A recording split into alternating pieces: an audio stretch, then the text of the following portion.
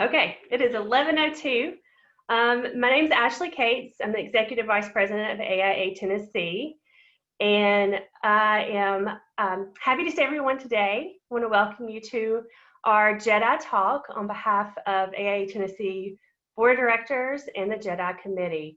Today we have with us Ingrid Cochran, and Ingrid specializes in co-creating equitable and inclusive environments within organizations, collective impacts, and grassroots movements.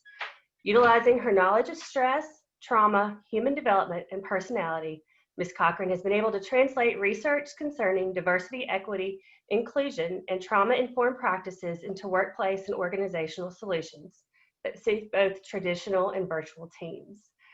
So we appreciate your time, and at this point, I'm going to hand it over to Ingrid.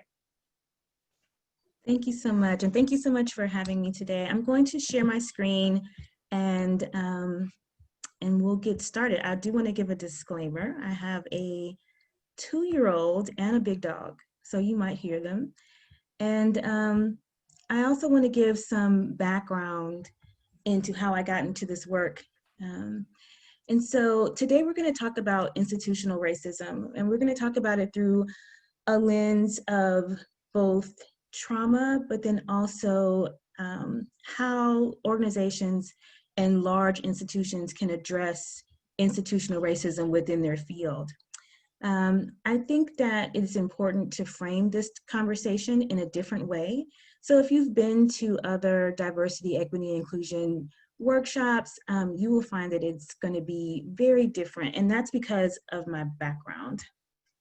So first, I want to let it be known that this is a first part of a series. So today we're going to talk about institutional racism, and in Module 2, we'll discuss the state of diversity, equity, inclusion in architecture, and then in Module 3, we'll talk about the future and what that promise of diversity, equity, inclusion looks like for the future. Today we're going to outline what is historical trauma and institutional racism and how it happens. We'll also talk about racial identity and critical race theory, and look at social ecological models that really outline how trauma and racism persist in our country. And then we'll look at some best practices. So how can you as an individual and also as an institution address institutional racism? And so I was talking a little bit about how my background makes my work a little different. And so just to give you some understanding of my background, I'm a child development expert. And so when I started in my field, I was at Vanderbilt University's Peabody College, and I was really researching the different ways in which there are deficits within African-American communities. I was focused on juvenile offenders, and I wanted to find out why so many were African-American and what about their childhood had got them to the point where, 80% of the juvenile offenders at a facility that I worked for in Nashville were African-American. I thought that was, I thought it was transformational for me.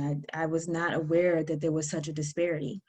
And so I thought, well, let me study this, let me look into this. And I went to Vanderbilt to focus on African-American parenting practices. And through this research, I found the ACEs study. Now, the ACEs study is relevant to everyone. Everyone who's listening to the sound of my voice needs to know about this study.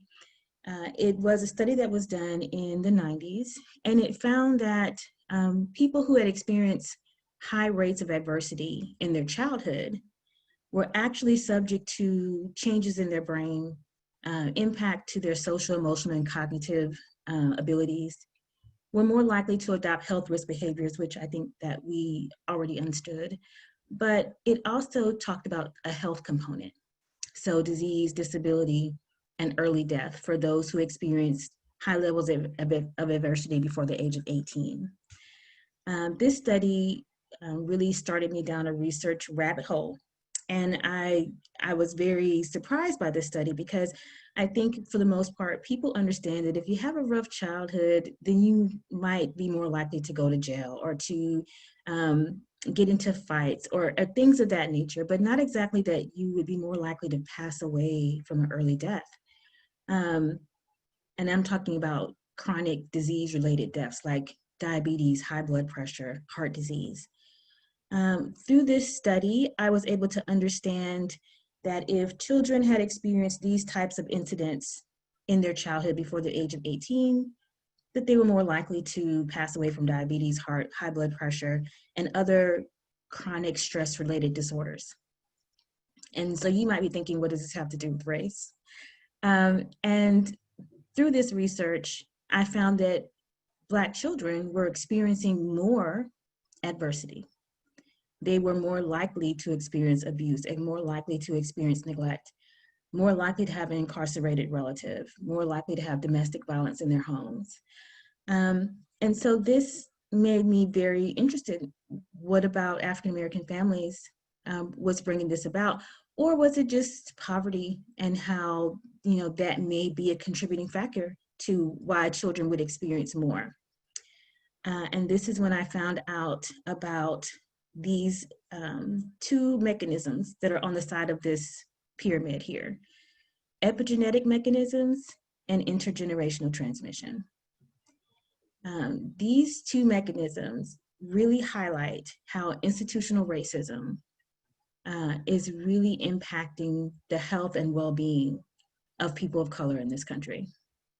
That these past issues have literally changed the DNA of people through trauma, and also changed the way that we see the world through intergenerational transmission, how we are raised, what beliefs and values our parents instill in us, what biases do we develop through our experiences. And so I thought that this was extremely interesting. And so I wanted to do more research into epigenetics and intergenerational transmission. And then I came across the term historical trauma. This is a comparison between the two visuals that really shape this discussion. So the first one is the typical triangle that I showed you before that has adversity in your childhood at the bottom, leading to early death. And then more research was done in this field of adversity in childhood, and they found that there are situations that are going on before children are born that are impacting their health and well-being. These situations are called historical trauma, which you see at the very lower base, generational embodiment historical trauma. And then that green section is social conditions and local context, which is saying that the research is pretty clear that depending on your race and where you are born, as far as geographically, what's going on with your local context, then it increases your likelihood to experience trauma. And so this means that there is a level of stress that is happening for people of color due to the what we call allostatic load, which is this constant low level stress and anxiety that people feel based on the color of their skin. This makes it more likely for them to experience trauma, but it also makes them more likely to engage in coping that is not appropriate. And then on the other side of that, it makes them more likely to experience the physical ramifications of stress, which are diseases like diabetes, high blood pressure, heart disease, and other chronic related diseases. And I thought that this was fascinating because a part of that allostatic load is microaggressions, implicit and explicit bias, dangerous neighborhoods, community violence, a lack of resources, lower educational opportunities, all of this contributing to the stress in Black children and Black families and Black communities, and not just Black communities, but also Indigenous, Latinx as well. And that this is greatly impacting well-being. So when I came across this information, it really impacted my work moving forward. And as I became more skilled in this field and the understanding of epigenetics and historical trauma, I decided to become a consultant and help different organizations to understand this process and to look at ways in which that they can mitigate the stress and trauma that the people of color that are involved in their organizations or that they serve as a means of promoting well-being for our society. And so intergenerational transmission is nothing new. The first study that was done on this was done in 1966, and it found that the survivors of the Holocaust, their children displayed PTSD-like symptoms, even though they had not been born or experienced the Holocaust. And so those children also self-reported that their parents were damaged and preoccupied and emotionally limited. And this was a pivotal study at the time. It was very controversial because it is basically saying that the past still has an impact on you today, that trauma can be passed along through generations, and that PTSD-like symptoms are going to be one of those consequences of past trauma, PTSD-like symptoms in future generations. And so when I came across this study, I thought that this was very telling and very interesting. And then I thought about slavery and the genocide of indigenous people. And the scope of those two events lasted hundreds of years. And at the time, we're looking at people who had a life expectancy of about 30 years. And so generations upon generations of indigenous and African slaves were basically, being born and dying within a traumatic event. And so what would that mean for them? What would it mean for their stress levels? What would it mean for their development as human beings? And so as I went forward in my research, I found that this intergenerational transmission is one of the reasons for the Great Divide in our country. One of the things that comes up a lot is the different ways in which people of color view the world or our country versus the way that white people view our country. One way that this is most prevalent is police interactions. And so you will have situations with the police, and one group would say, well, if they just did what the police officer asked, or the different ways in which the person of color could have avoided the situation. And then the other group sees the situation totally different. And how does this happen? How do we look at the same situations and see something totally different? And the reason why this happens is this intergenerational transmission. Or essentially, the way that we raise children is creating two very different worlds. White parents racially socialize their children in a passive way. They are less likely to talk about race or center race in their children's development, whereas parents of color do not have that luxury. They have to racially socialize their children to have an understanding of how they are going to be impacted by the way they look and the social implications of the way they look. And so this creates, again, two different societies who can look upon one situation and see totally different things based on background. This racial socialization process is both positive and negative. And as long as both groups decide to go and continue this process, we will continue to have racism in this country. To go further into intergenerational transmission, it really is about the movement of beliefs and values through generations, how we raise our children.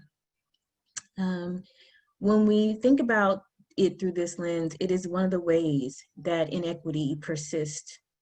And this means that when you are born, if you are born a boy or a girl or Black or brown or white, that is more of an indication of your health outcomes, your well-being and mental health outcomes, and your socioeconomic status than anything else. As we have a push for people of color to become more educated, the data still shows that with that increase in education, there is still a huge gap in economic success and stability. And that even if one generation is able to gain economic success and stability, their children of color are still more likely to slip back into poverty.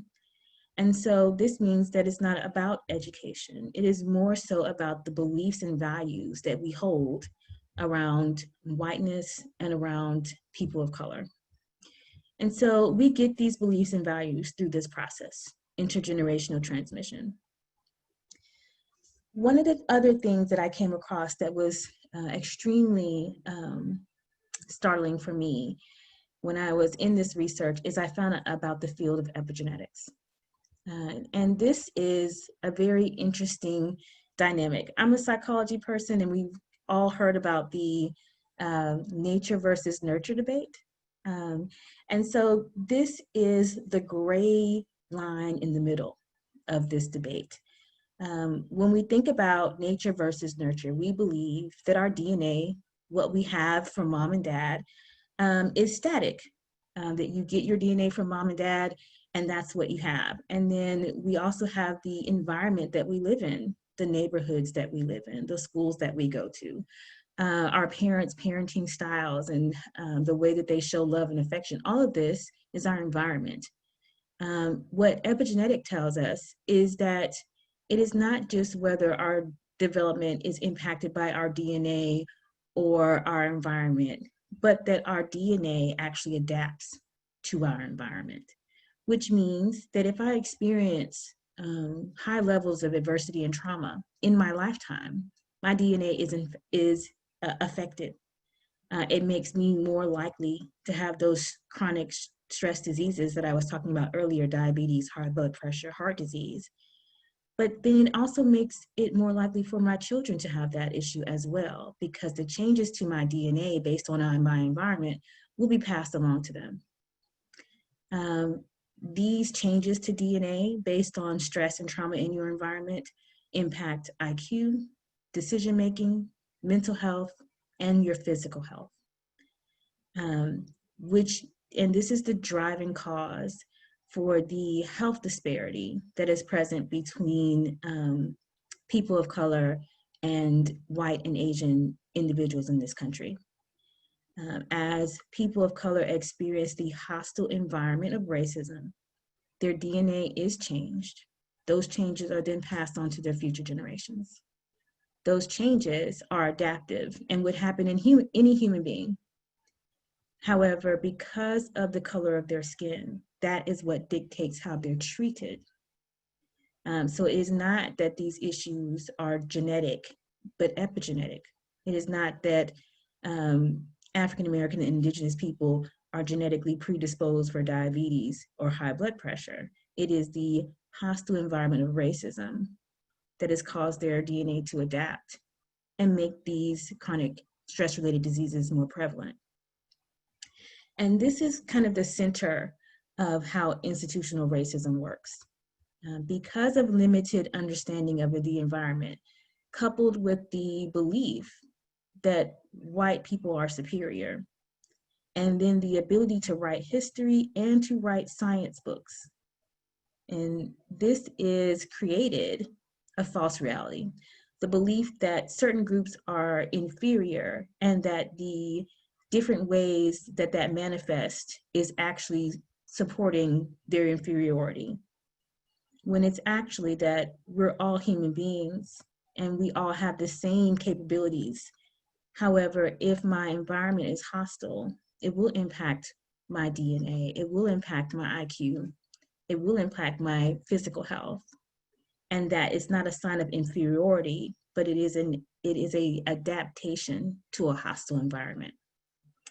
And so the way that this has been misinterpreted in the sciences, in psychology, in medical field, and especially in education, has created the understanding that certain groups are genetically inferior, and it is reflected in their inability to do well in school, or their inability to make good decisions for themselves, or because they are more likely to be sick or overweight, or they're more likely to live in certain neighborhoods when they can just move, or they're unable to hold down a job. They're more likely to have mental health issues. We see this as inferiority based on race when it's actually an adaptation to a hostile environment. I would also like to take some time to talk about some key terms. These terms hopefully will kind of frame the discussion as we move forward into the next two sessions. So first, I want to make sure that we're clear on what is race, right? What is race? And so, you know, in the 1500s, the intellectual elites in Europe decided to categorize people, and they assigned characteristics to those people. Also at that same time, in the 1500s, there was obviously the settlement or the exploration of the Americas, which were at the time occupied by the indigenous people. And so this was also the time where there was the beginning of the massacre of the indigenous people that was fueled by this understanding about the classification of people, that only certain people were considered superior, that people of darker skin were savages, were infantilized. They would have to need the help of white men to succeed. This ideology really fueled the way that the Americas were treated. So as settlers came in and explorers came in, there was a mass genocide of those who were presently there. This was it was on such a large scope that it changed the climate of the time. So the mass murder of the indigenous people actually changed the climate. And when people were, scientists were looking at reverse engineering the data that they had around the climate to look back at the patterns as we tried to address global warming, they found that in the 1700s, that there was a huge change, and it was because of the mass genocide of indigenous people. This ideology also fueled the understanding that it was okay to enslave Africans because they were unable to feel pain, that also slavery was a natural order, and that that natural order was based on race because white people were a superior race. And this allowed for the treatment of those African slaves along the lines of experimentation for medical reasons, obviously forced labor, but then also rape, as well as they needed to continue the supply of slaves. So when we look at slavery as an industry, it is based on the understanding, at least in America, that skin color was the defining attribute. And again, this ideology has been persistent since the 1500s. The things that were outlined as characteristics during that time were upheld as kind of scientific fact because they were, again, written in scientific books based on anthropology, phrenology, evolution. However, they are deeply biased. And also just bad science, lacking in the fullness of a scientific process, which was the case back then because we didn't have the advances that we have today. Today, we understand that race is kind of an illusion, that it is not a real thing, that the differences between the races when it comes to genetics, there's actually more biodiversity, you know, among races than there are between races. So things like skin color and eye shape and hair texture are really very, you know, they're not very good markers to say that this is one race versus another. So because we had such a heavy emphasis on skin color as a marker for superiority or inferiority. This allowed Europeans at the time to use this science as a way to benefit them socially, economically, and politically, which then introduces this concept of critical race theory. So this concept has been around for quite some time. Critical race theory really came about due to the civil rights movement, and it is one of the earliest understandings of social constructs in the field of psychology. Because of the civil rights movement, psychologists were very interested in human behavior around race. And so they began to engage in real research and observation. And they came up with 4 tenets out of this theory. This theory is also supported by several different theorists and authors, so it's not just one group. And it's a mix, so there are both Black, white, and Asian theorists who have contributed to critical race theory. So the first finding is that white supremacy is deeply embedded within American society and that it is permanent. Now, I know that when I've done this presentation before, and even when I was talking about this during, in grad school and things of this nature, this was one of the tenets that people were very upset about. Obviously, when I was at Vanderbilt, most of my people in my cohort were white. And so as we discussed critical race theory, they were very upset about the idea that white supremacy is permanent and that it's embedded within our society. Also, racism is institutional, not individual. I don't exactly agree with this tenet. I think it can be both. However, when we're talking about power and the need to address racism, this means that it is embedded within institutions. A good example is how we have industries. Right now we have 33 fields that are over 90% white. These fields typically pay well and require a high skill level and are considered elitist. And so when we think about those institutions that are 90% white, how did they get that way? Why are they not more reflective of the society? And sometimes people like to think that it's by chance, that that just happened. But the third tenet says that America's power structure was built to marginalize people of color and women, I would add. But when we look at these structures, these industries, these institutions that we have in America, we will see that at the very beginnings of each one of them, they were all white, they were all male.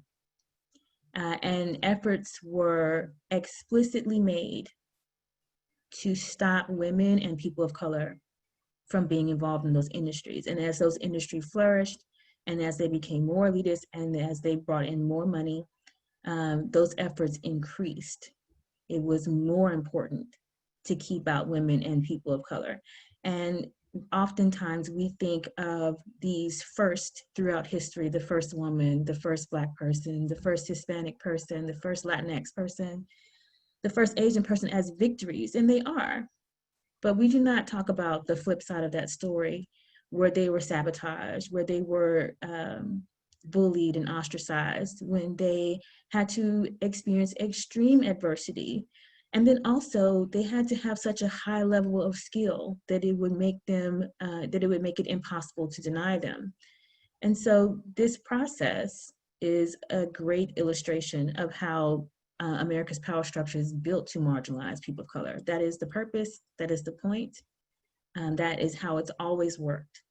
And then finally, race is a social construct, a tool to stratify power, which I've already outlined, that there is no real race gene. There's nothing to say that, this group of people is a different race based on skin color, or based on shape of nose, or based on hair texture. And so this theory, I hope, will frame our discussions as we move forward, and also frame our discussions in future sessions. Obviously, bias is at play here. And bias can be both explicit and implicit. And sometimes we say implicit bias without really understanding what that means. Bias is just a way to make decisions. It's preferences. It is our default mode for our brains. Our brains are complicated organs. They use up 25% of our energy. They require a lot of our energy. So when we think about the functionality of the brain has set up processes to make it easier for it to work. And that means that you can rely on past experiences to make decisions. You can also rely on your environment, so the things that you learn from what's going on around you. And this helps you to make quick decisions, which you are mostly unaware of, that are mostly involuntary and unintentional. So even if you believe that racism is wrong, you may still act in racist ways implicitly. But when we think about bias, again, it's decision making, and it is built to help us to make fast decisions. And then, of course, we have racism. So the belief that race is the fundamental determinant of capabilities, human traits, and that the differences in races are support that there's superiority in one race over another. And then we have institutional racism. This is the systemic oppression of a racial group for the social, economic, and political advantage of another.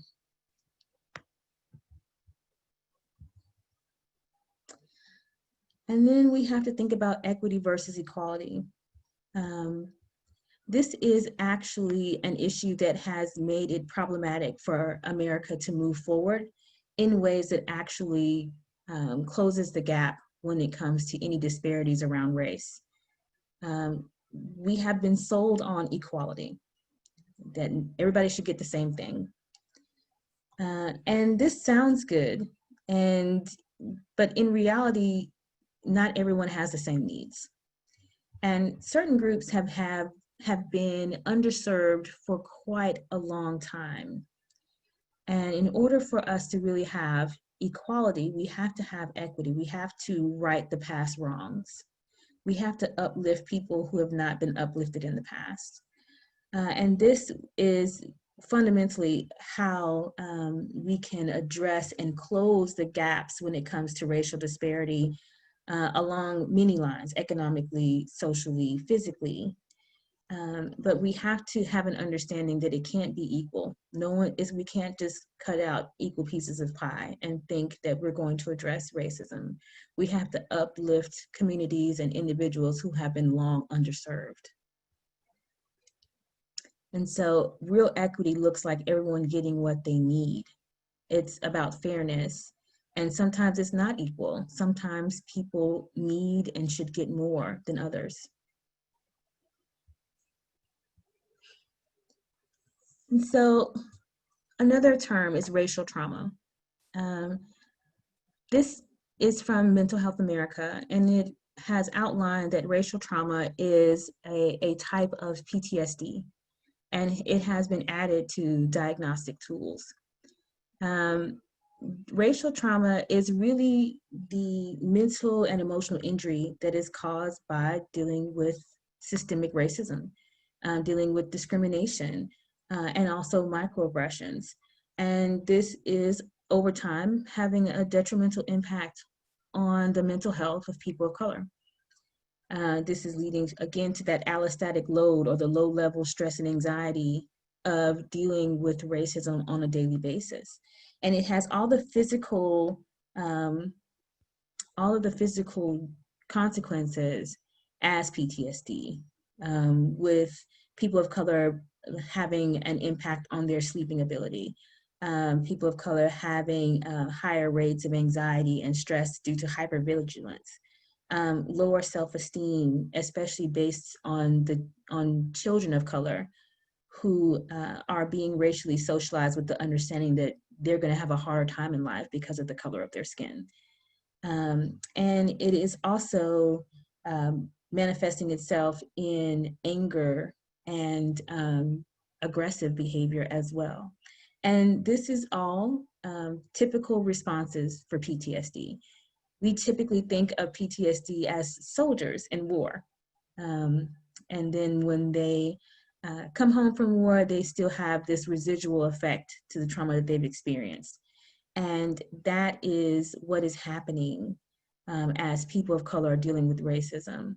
They're experiencing PTSD-like symptoms that is so widespread and so pervasive that it is seen as culture. And it is not culture, it is a manifestation of a trauma response.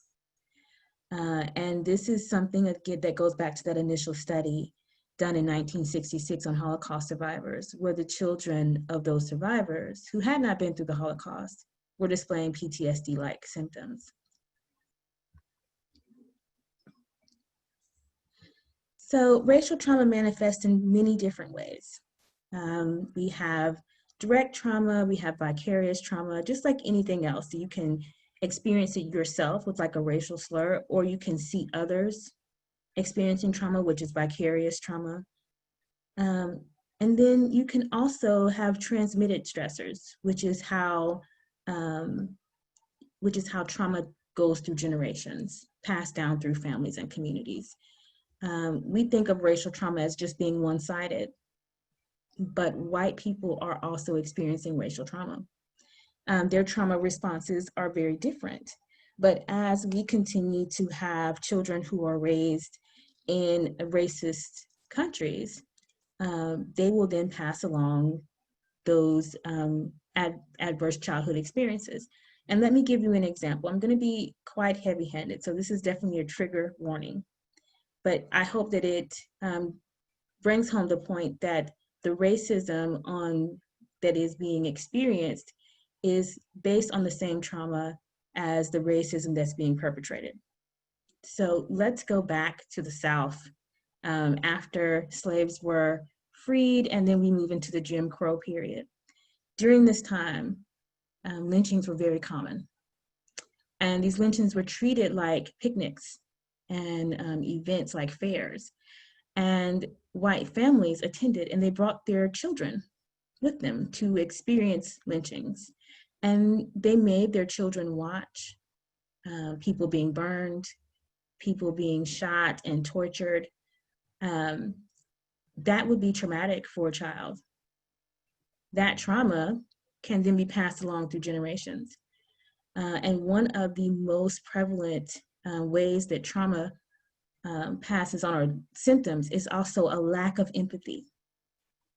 So there is a pervasive lack of empathy that's being passed on through generations when it comes to white children and white families. This pervasive lack of empathy allows for white children and white families to look at their environment and see the huge disparities and the racism that people of color are seeing, and deny it. This is passed along through generations. This is racial trauma.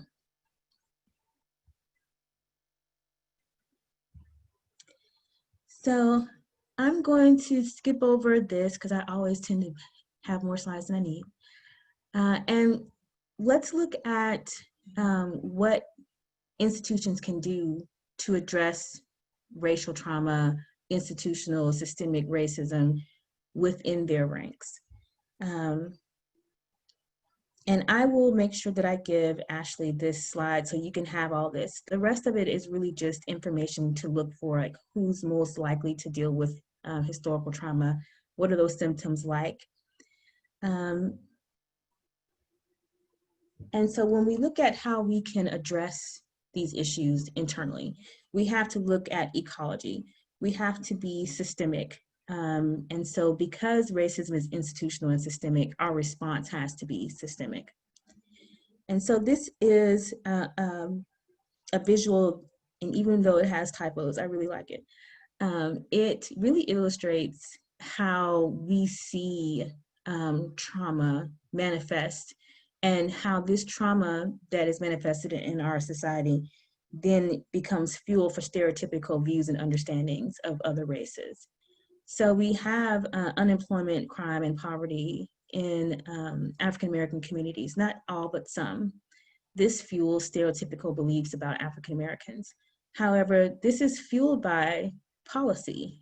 It's fueled by past discrimination and present discrimination on a policy level that then manifest as crime, unemployment, and poverty. And so this is a good way to conceptualize how we address these systemic issues, that racism is not just one layer. It is experienced on an individual level, or what we call the micro level. It is experienced in schools and neighborhoods, or what we would call the meso level. It is experienced in policy, it's written into policy. It's experienced in our media and representation and in our government, or what we call the exo level. It is also pervasively embedded in our belief system, which is what we call the macro level. And then, of course, the largest system, or the chrono system, the chrono level, is really saying that it is embedded within the time and space that we live in. So we live, we would like to say, in a post-racial society. And we live in the world of the internet. Right now, we're entering the age of equity. And so these different ways that we see space and time will also impact how we are able to address racism and prejudice. And so I'm just going to show you what that looks like in real time. Childhood trauma based on race making certain children more likely to experience trauma, bullying, especially racial bullying, parents' beliefs, that's that intergenerational transmission. If we believe that stress and trauma is passed along through generations, then today's generation of African Americans are just 5 to 6 generations away from slavery. And it in the scope of evolution, that's the blink of an eye. And then when we think about the mesosystem, extended families, neighborhoods, are your neighborhoods safe and clean? Are they dangerous? Your socioeconomic status, the local issues. So we were having a conversation about Pulaski, Tennessee. What's going on in your local space, the local context, impacts how you develop, impacts how you see the world, the trauma of your family. The exosystem, we're really feeling the strain of the exosystem right now. These are policies and also political influences, regional influences, what it means to be in your field in the Southeast versus on the West Coast or on the East Coast. And then definitely mass media, which inhabits representation. How do we see people of color? If we depend on the media, what are the ideals that we have about people of color? And then think about children who are exposed to this media, who are very young and really forming their ideas about all of life. The media that they're exposed to, how will they see people of color as adults based on that media? The macro system, again, this is where our values and beliefs lie. We have institutional racism. America values whiteness. America also values maleness. America has this belief in morality and law. However, both of those have been tainted by the valuing of maleness and whiteness over all others. And then we have the chrono system, our historical context, the historical trauma, the genocide of indigenous people, slavery, internment camps, the concept of women as property, generational issues, the world wars, immigration patterns and mass migration that have taken place over time. This is also influencing us. And so when we look at what works, first we have to identify and address whiteness. Often when we talk about issues of race, we leave out white people in the equation. We limit their involvement or to just being allies. We also have a call for white people to become anti-racist. What does that even mean? So let's talk about what that means. So Dr. Janet Helms, she is one of our forerunners in identity development models. And so she created this model, I believe in the early 70s. And she outlined that white people, their identity development starts at what we call contact. This is white children, mostly in adolescents and maybe even young adults. Some people will never get out of this stage of contact. So I want to be clear that these stages, not everyone will matriculate through all of them. So contact is colorblindness.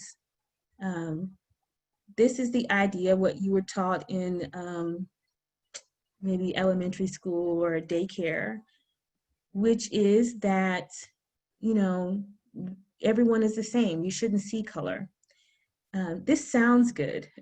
However, because of that equality versus equity issue, because of the way that we have assigned worth and identity to skin color, this would negate all the things that society is telling us. So if we raise our children to be colorblind in a racist society, that leaves them to think that the differences based on race that are social are due to individual choices and not systemic racism. And this is why so many people struggle with the understanding of white privilege or systemic institutional racism. It's because they have been allowed to believe in colorblindness. The next stage is disintegration. This is when a racialized experience happens that causes that individual guilt and shame. Now, I want to be clear. People in contact may still have racialized experiences, but they will only graduate to the next level if they have guilt and shame in response. So if they are able to internalize that experience as something that was negative, as something that they could have done differently or better, then they will move on to disintegration. And that feeling of guilt and shame can be very impactful as a catalyst to do more, or it can be a catalyst for your ego to defend itself and push back on the idea of race and racism. However, if you're able to move forward, you will go into reintegration. This is when you try to rationalize. White people have more privileges because they deserve more. They founded the country, all the ways that white people have deserved whatever privileges that go along with being white in America. They also blame the victim. This is the individual level, systems level discussions where they say Black people or brown people would be better off if they got a job or went to college, or all the different ways that they could change their situation that's based on the individual level. Pseudo-independence. This is where people want to address racism. They feel shame or guilt or just the need for fairness. However, they depend on people of color to address racism. They say things like, you know, what is the Black community going to do about X, Y, and Z?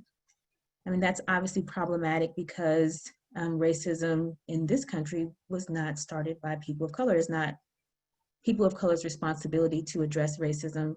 It is white people in America's responsibility to address racism. It's also the systemic responsibility, so the responsibility of the United States government to address racism. And then we have immersion, which is the acceptance of white identity, and this is where anti-racism comes in. This is where you understand that racism exists and that you are pushing back and finding ways on an individual level to be anti-racist. And then the highest level is autonomy, which is that you pursue social justice in your work and in your interactions, and that you don't need the assistance of people of color to understand what racism is or when it's manifesting, and that you are active in your role of being pursuing social justice. And so this is what it looks like in real time. You will get a copy of this visual so that you can understand how stress and trauma manifest, how systemic racism manifest on these different levels: individual, community, systems and institutions, history and legacy, and then what can be done to address it in your role. How can you honor the resilience and fortitude of people of color? How can you build beloved community within your organization? How do you lead with love and justice? And how do you push for collective liberation? Truth-telling campaigns, multiracial solidarity, healing and restorative practices, radical inquiry, which is kind of what you're doing today, which is understanding how the system works, and then listening and validating people of color. So we have a few minutes left, and so I want to have a discussion or take any questions that may come up in these last couple of minutes, or any comments. And so I'm going to stop sharing, and I invite you to turn your cameras on. And Ashley, if you know of any questions that people may have, please let me know.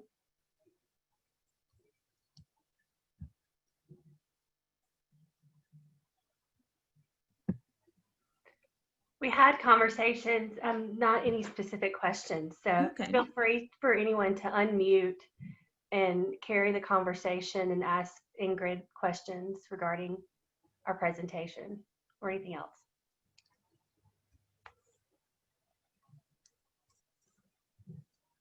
So I'm a college professor, so I'm real good with the pause. So, so if anyone has, I'm not go great ahead. with silence, so I'll break it. Great lesson, Ingrid. Even I learned a lot just from listening at going back, looking at listening to the science of it all. It was very, very interesting. And while you were talking about stress, I actually drew some parallels that may help people understand how stress, can change your DNA. So in no way comparing, any race of people or any people to animals. But if you think about caged animals or factory farmed animals, how they are put in those stressful situations, knowing that they're going to be killed, knowing that they're going out to slaughter. They can even hear other animals being slaughtered, at the slaughterhouse. We know how that stress manifests within their tissue, within their muscle tissue. And that's why, a lot of vegans and different people like that, they don't like to eat meat, because really you're eating that cortisol or that stress, from those animals. So I just kind of, when you were talking, I'm a former vegan, and I drew those parallels when you were talking about that. So I just wanted to make that statement. But a great lesson. Thank you. I often, when I'm in different rooms, I will definitely bring up animals when I talk about this. I'm not in mixed company though, but when I talk about this, when it comes to animals, I often use the dog who's tied to the fence in the backyard versus a dog who's in the house. Certain people, when it comes to America, are in the house. They're the dogs that are in the house. They eat on a regular schedule. They get love and affection. And then there's the dogs who are outside. And they could both be from the same litter, have the same DNA, but that dog who's outside has a totally different demeanor. They are survival based, and their children or puppies will be survival based. They will have different demeanors than the dogs inside. And I sometimes use animals as a way because that helps people to understand. But again, yeah, we're not comparing people to animals in general, but it is the same. It is the same process. Animals have DNA. Their DNA is adaptive. How we adapt to hostile environments changes the way that we are physically. And a good example of this, and unless I have any other questions, I'll go into a little bit of a story. Do I have any? I just wanted to relate it to architecture real quickly, because I know one of my first studies in architecture was on Cabrini Green housing complex in in Chicago. And I actually, my mom is from Chicago, and my grandfather lived in Cabrini and Green. And we would visit him in the summertime. And I didn't know, I mean, because I was like really small, but I know that I was afraid. And it was like my first experiences with architecture. So I was afraid. It was a lot of people. There were fences, you know, and it was that you hear about the crabs in the barrel. It was like crabs in a barrel, and crabs in the barrel behave a lot differently than crabs on a beach do. And so when we a lot of times we try to use you know, black on black crime as a way, you know, as a thing, you know, we're the only race that has a race on race crime, but you try to use that as a thing not to solve other issues, when it's the other issues that are causing that to happen. And I've seen that, like, you know, with my own eyes and experience my own eyes. So I just wanted to relate something to architecture, and I'll shut up. Oh, no problem. I have two questions that kind of come up. So first, Andy, yes. So in that visual, the last one with the circles and had the two sides, art and expression are a part of creating the beloved community. So there is definitely architecture fits into that, and that visual that was there, we will have in the next two, as we again continue this process of conceptualizing how your field, how you fit in to addressing racism and systemic racism within your organization, and then also within in your interactions. But art and expression is a part of building beloved community. And then your organization is an institution, your field is an institution. And so that is leading with love and justice. How do you create restorative practices for people of color and any other group that's dealing with equity issues within your organization? And so I think we have one more question. We have one more, and that went to everybody from Debbie Mitchell, and then Rachel sent me one. I can read it to you after you address. Yeah. Okay. And so this question is, I'm curious as to what my white brothers and sisters have to say. Yeah, and so that's why it's good to have series, because this is about relationship building, and people have a hard time talking. And so when I was talking before with Ashley, I was like, we're not going to get a lot of questions, and that's fine. But hopefully that's not a reflection that you aren't engaged or processing information. And then we have two other sessions that are going to allow for more processing. And that's why it's always good to have series around this discussion, because these conversations are hard. They're difficult. You can process and come back, and we can talk again next week and then the week after that, so that you can think about what it means for you.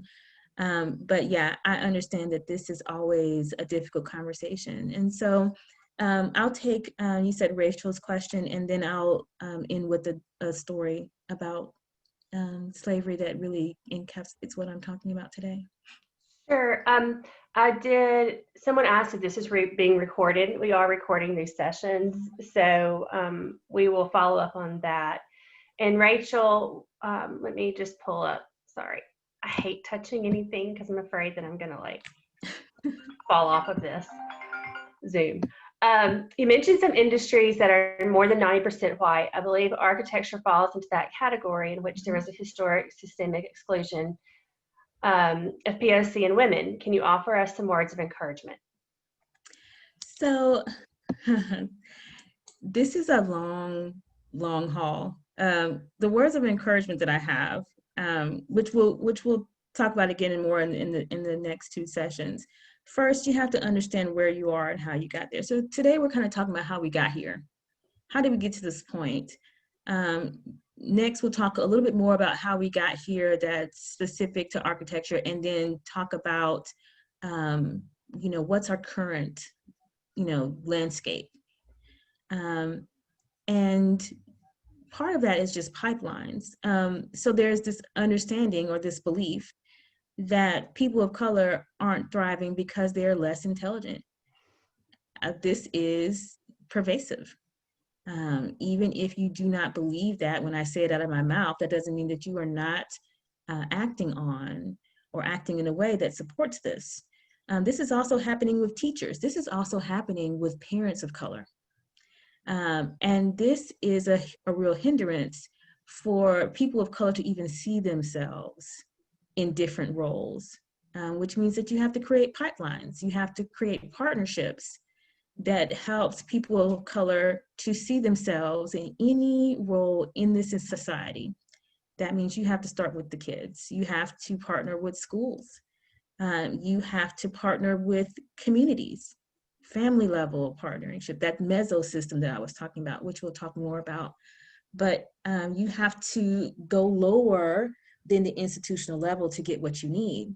If you stay at the institutional level and you only work with institutions that you feel safe, and you only work in ways that have already been established for you, then you will continue white supremacy in your industry. And so that means you have to be brave, and you have to say, I'm going to work with groups that I'm not familiar with. I'm going to find common ways that we can work together for things that we believe are appropriate in industries that have nothing to do with me. And so this is the way that you create relationships, and you build pipelines, and you show the connection between lots of different industries that make it even possible for children of color to see themselves in your industry. And then once they see themselves in your industry, you need to make that process easier for them to get there, as opposed to putting up barriers. In the past, we've put up barriers. We've made it harder, more expensive. We use fancy words to stop people from being able to interact. We do this so frequently that you think it's the normal thing to do. You think it's normal to make it hard for people to interact with your institution as a way to uphold elitism. That is white supremacy. And as you continue to operate in the same way, then you will continue to have those same disparities. And it is a problem industry-wide. It is the way that industries aren't able to keep up and change and become, thinking about the future. As we get more into the future and we get more diverse and we have less white people because of the different ways that our society is set up. And when I say less, I mean percentage-wise. So what does that mean for the future of the industry if 90% of the industry is white? I mean, that's something to be concerned with as we move into the age of equity, which is where we are now. So my, positive words are first, keep going. Don't do one-off type of trainings around equity and race. Dig deeper, keep going forward, and be creative. Don't get stuck in the ruts that you've created for yourself around who you do business with and who you don't, and what is the norm for your industry. Those norms are based on white supremacy. Ingrid, Jared had a comment to follow up on Valerie's comment. If he's still on, I don't know. Yeah, I'm still here. Okay. And I could wait till another day, for going long. But I just thought that was interesting to talk about. I guess what I was thinking about in terms of environment is, in terms of equality, we kind of, as architects, we have this idea that, we'll do the same thing the same way for all places. And to me, based on my experience, lately, even working on schools, I have this concept about the way we do a school in a certain community versus if we're doing it in a so-called urban environment. To me, it seems like the double, just those kind of typical ways we do classrooms, buildings, double-loaded corridors has a different impact for somebody that lives in a place where you have much more open space. But if you're coming from like, I guess, a marginalized community, and I should qualify this by saying I guess I grew up in a community like this where you go from one point to another point and then it's an institutional environment all the time, even though it's equal. So I just think it's, I guess I'm just personally saying that I'd like to see how, as architects, we could think about that in a different way, because we always kind of apply, the typical ways of doing things across all the board, you know, and it's different everywhere you go. And sometimes I think the building code holds us back, you know, because we default to that. And you know, it's just a bigger question I've had with our own local group about what could we do to address even building code, you know, to make it dismantle, you know, these concepts in a way. So that, sorry, that's all I was going to say. No, that's a great comment. And that is a reflection of what I was talking about before, the EXO level, the EXO system, that these policies that you think or you take for granted are just kind of the way things are done, that they are actually rooted in racism.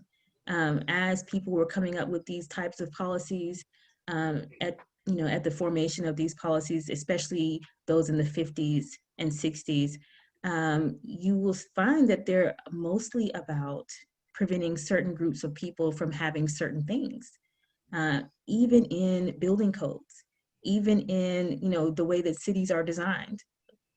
When we look at the way that cities are designed, we'll find that, you know, we go to different cities, but we can always see the Black neighborhoods versus the white neighborhoods. Those Black neighborhoods are more likely to flood. They're more likely to have lead pipes. You know, this is not by chance. This is not just because. It's because there's been a history of when supplies, when efforts, when resources need to be distributed, the white areas get the best first, and what's left over goes everywhere else. Ingrid, Valerie has her hand up. Oh, I'm sorry. Go ahead, Valerie. Surprise. But I just, as an architect, I just wanted to say one thing that we can do. One thing we can do is back up from our computers, back up from the drawing boards, and get involved in our communities. And this is how you get codes changed. You volunteer on government boards. You go and talk to your council person. You talk to senators. You talk to people in the House of Representatives. So you get involved with TAPAC. You get involved with advocacy committees, and that's how we can tangibly change. You know, we everything that we do is not going to be changed by us drawing a line, not a single line. We would like to think that, because we love to design something beautiful and say that's going to change the world.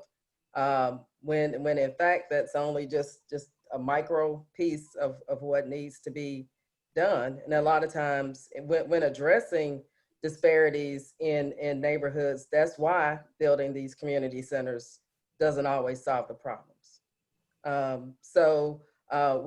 We do have the ability to impact laws and change laws, and we need to understand that.